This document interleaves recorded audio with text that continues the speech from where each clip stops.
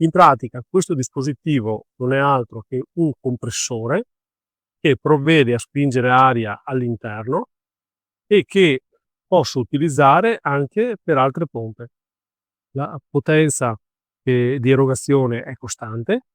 Con questo attrezzino evito quel, diciamo, un po' fastidioso aspetto dell'irrorazione, che è di dover caricare la pompa. Con questa non faccio altro che fare in questa maniera.